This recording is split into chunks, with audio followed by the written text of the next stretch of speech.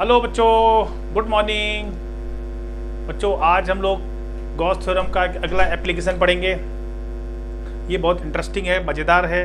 देखिए कि इस एप्लीकेशन में कैसे इलेक्ट्रिक फील्ड डिस्टेंस पर इंडिपेंडेंट होता है। तो ये इलेक्ट्रिक फील्ड है क्या, किसका इलेक्ट्रिक फील्ड है, कैसे गॉस थ्योरम लगाएंगे, बहुत इंटरेस्टिंग है। पूरा वीडियो ध्यान से देखने की ज़रूरत है। एक एक चीज़ सिस्टमेटिक तरीके से देखिए, आपको कुछ नया लगेगा और अच्छा लगेगा। तो स्टार्ट करते हैं बच्चों गॉस थ्योरम का अगला एप्लीकेशन, जिसका नाम है electric field due to infinitely long charge sheet, plane charge sheet. Correct. लेकिन इनके शब्दों से आपको बहुत तकलीफ है। इलेक्ट्रिक फील्ड चलो अच्छा है, ड्यू टू भी अच्छा लगता है, आपको पता है। थिन सीट है, बहुत पतली है, थिकनेस ना के बराबर है, क्योंकि थिकनेस आ जाएगी तो उसका फील्ड भी कैलकुलेट करना पड़ेगा। थिन नहीं है, पतली सीट है, थिन सीट है। इनफाइनाइटली प्लेन सीट है, चार्ज भी है, चार्ज मैंने लिखा नहीं, चार्ज है। इनफाइनाइटली प्लेन, अब ये इनफाइनाइटली का मतलब भी बड़ा पंगा है कि इनफाइनाइट का क्या मतलब है। बहुत बड़ी सीट है, इनफाइनाइटली लॉन्ग है, क्या इसका मतलब है बच्चों? इनफाइनाइटली का मतलब मैं एक बार फिर से बता दूं आपको कि अगर मान लीजिए सीट की जो लेंथ है, वो लेंथ अगर 1 मीटर है, तो आप 1 नैनोमीटर की डिस्टेंस पे, 1 मिलीमीटर की डिस्टेंस पे अगर इलेक्ट्रिक फील्ड कैलकुलेट कर रहे हैं तो वो सीट इनफाइनाइटली लॉन्ग सीट हो गई। अगर सीट की लंबाई, अगर जैसे मान लीजिए एक सीट है, मैंने एक सीट है, ये देखिए एक सीट है, ये एक सीट है, ये सीट के बिल्कुल पास में अगर हम इलेक्ट्रिक फील्ड कैलकुलेट करें तो ये इनफाइनाइटली लॉन्ग सीट मानी जाती है। ठीक है, तो इसी सीट पर आप ऐसे मान लीजिए कि पूरी सीट पर चार्ज है। ये शुरू करते हैं बच्चों, बहुत ही इंटरेस्टिंग है। इस पे पूरे पे चार्ज मैंने मान लिया, पॉजिटिव भी है और नेगेटिव भी है, पूरे पर चार्ज है। ठीक है, और इस तरफ भी चार्ज है। ये यूनिफॉर्मली डिस्ट्रीब्यूटेड है चार्ज सब जगह।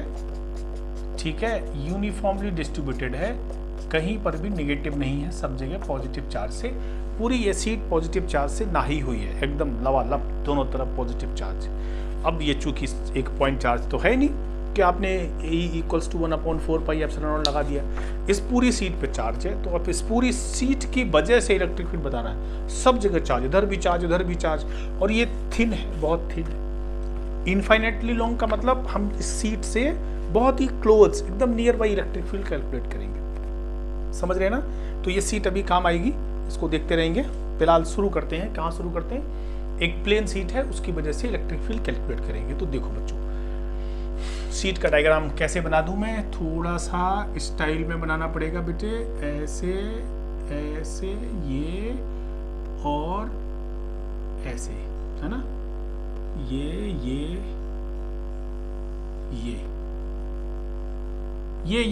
क्यों किया? ये इसका मतलब बता रहे हैं कि हम इनफाइनाइटली लॉन्ग है और इस पूरी सीट पर चार्ज है। ठीक है, मैंने डायग्राम छोटा सा बनाया है, जगह कम है, इसीलिए मैं छोटा डायग्राम ही बना रहा हूं। अब ये सीट पर इलेक्ट्रिक फील्ड निकालना है, यूज करना है गॉस थ्योरम का। चलिए तो गॉस थ्योरम भी लिख लेते हैं। गॉस थ्योरम क्या है बच्चों? गॉस थ्योरम ये कहती है कि बाई गॉस थ्योरम, ये स्टेटमेंट हमें बार बार लिखना पड़ता है क्या, E.ds Q in by epsilon not close surface integration. Correct, ये लिख दिया हमने। अब जैसे ये थ्योरम लिखते हैं, तुरंत दिमाग में एक बात जाती है कि भाई हमें तो गॉसियन सरफेस पता करना चाहिए, गॉसियन सरफेस का आइडिया होना चाहिए। गॉसियन सरफेस क्या है? अब इस सीट में गॉसियन सरफेस कैसा लिया जाए? सोचिए, क्या एक सिलेंडर ले लें, क्या एक पूरा स्फीयर ले लें जिसके अंदर सीट रख दें, क्या करें? फिर से वही बात, we will select the Gaussian surface cleverly. But clever तो आप है नहीं, आप भोले भाले बच्चे हैं, तो फिर मेरी बात ही मान लो, है ना? जैसा मैं कह रहा हूं वैसा ले लो, बाद में आपको समझ में आ जाएगा। तो कैसा गॉसियन सरफेस लेंगे? हम एक गॉसियन सरफेस लेंगे, सिलिंड्रिकल गॉसियन सरफेस लेंगे। कैसा सरफेस लेंगे? सिलिंड्रिकल। मैंने देखिए एक सिलेंडर ये रखा हुआ है, एक सिलिंड्रिकल गॉसियन सरफेस है। जैसे आप देख रहे हैं ये यूनिफॉर्मली सिलेंडर है, दोनों तरफ से ये आप देखेंगे थिकनेस और इसकी लेंथ, हाइट, रेडियस वगैरह वगैरह सब सेम है। ऐसा गॉसियन सरफेस। तो ये गॉसियन सरफेस यहाँ कैसे बनाया जाएगा वो भी देखिए, सुंदर लगेगा। देखिए ये गॉसियन सरफेस, ये अगर आप देखें ऐसे ऐसे, ये और इसके बाद ये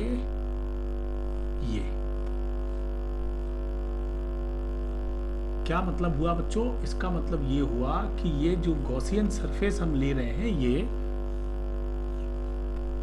ये जो गॉसियन सरफेस ले रहे हैं बच्चा, ये वाला, ये थोड़ा सा और छोटा कर देते हैं इसको, ये जो गॉसियन सरफेस लिया है ये एक सिलेंडर है, ठीक है? मतलब आप समझ रहे हैं, ये सिलेंड्रिकल गॉसियन सरफेस है। एकदम क्लियर डायग्राम में समझ में आ रहा है? एक सिलेंडर है जो सीट का कुछ पीस जो है इसके अंदर है, सिलेंड्रिकल गॉसियन सरफेस है। अब ये सिलेंड्रिकल गॉसियन सरफेस, अब यहां से इमेजिनेशन यदि आपका ठीक से ना हो तो आप ये देखिए, जैसे ये सीट है, सीट ये समझ पा रहे हैं, ये सीट है, जैसे ये सीट है, मैंने थोड़ी तिरछी रखी थी। अब एक cylindrical Gaussian surface, cylindrical Gaussian surface का मतलब हमने ये एक सिलेंडर लिया और सीट के अंदर ऐसे, तो जैसे इसके अंदर ये रखा तो ये जो सीट का एक सरफेस है, ये आप देख रहे हैं, ये मैं इसको अलग डिटैच कर देता हूं, इसको डिटैच कर देता हूं। देखिए ये देखिए, बहुत ही ये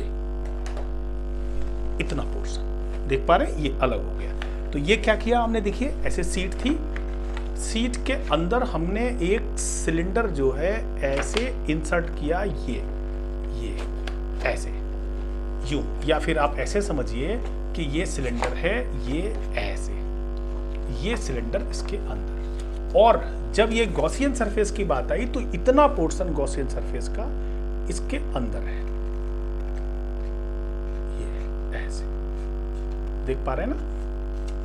ये इसको सेट कर देते हैं इसके अंदर,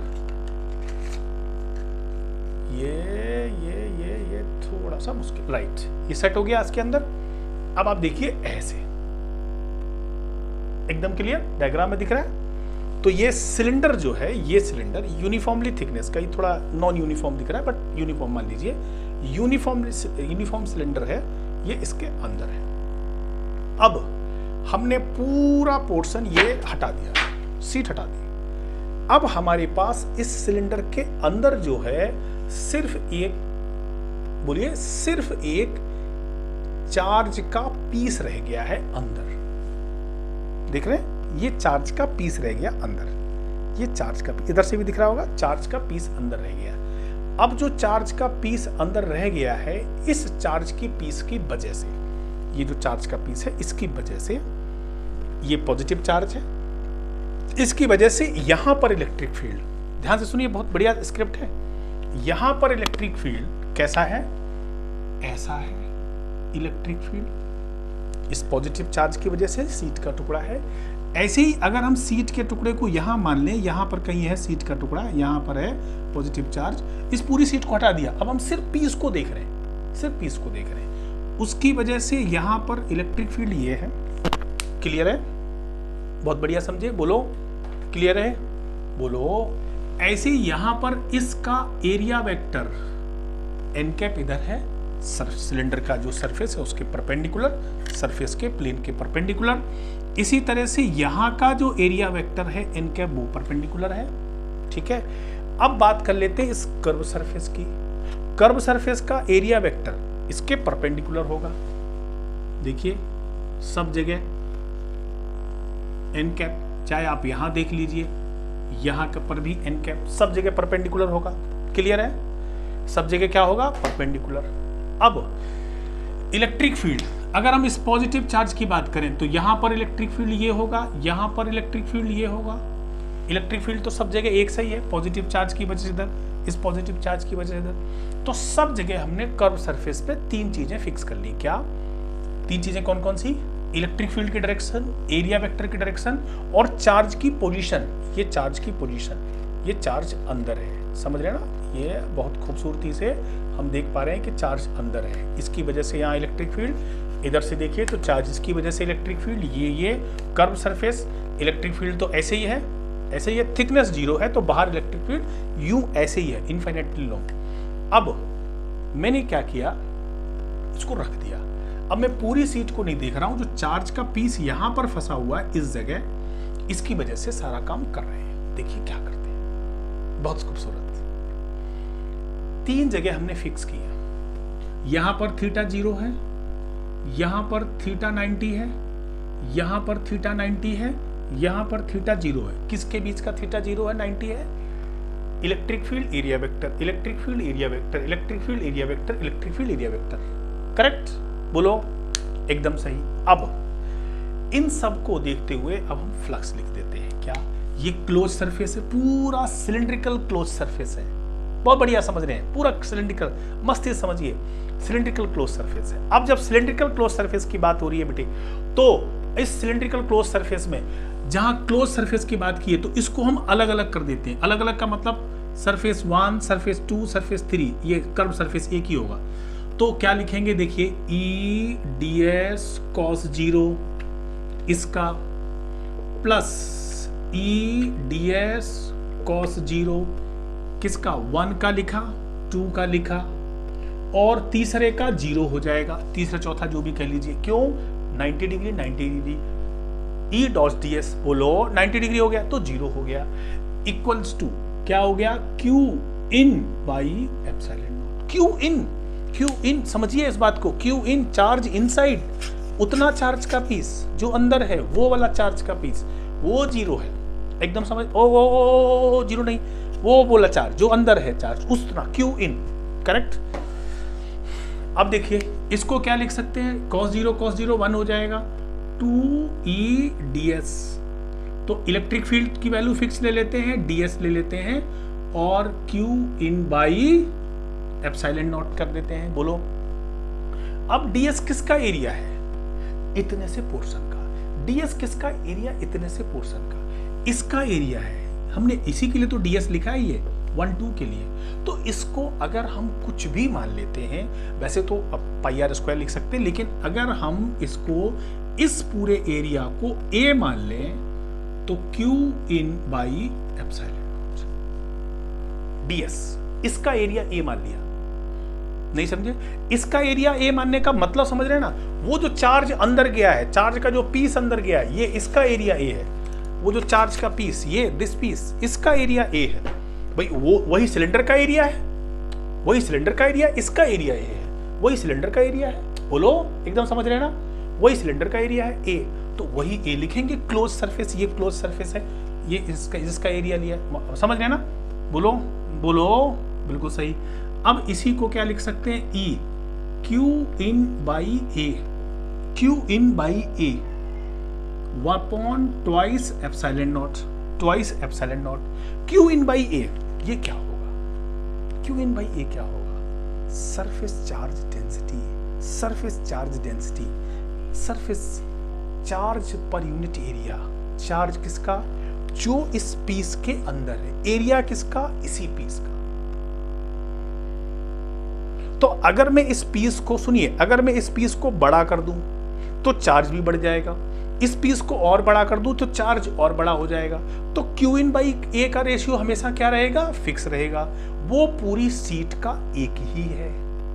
तो इसको हम उस सीट की एक सरफेस चार्ज डेंसिटी, इसको, इस पूरे को लिख सकते हैं। इसका मतलब sigma surface charge density Q in by A, Q in by A, this is what, surface charge density, sigma Q in by A।